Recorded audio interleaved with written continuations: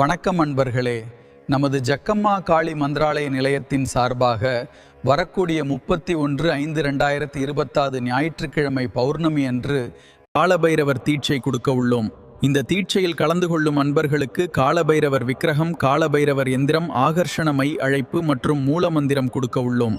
இந்த காலபைரவர் தீட்சை எடுப்பதனால் உங்களது எதிரிகள் அழிவார்கள், மனதைரியம் மற்றும் ஆயுள் பலம் அதிகரிக்கும்.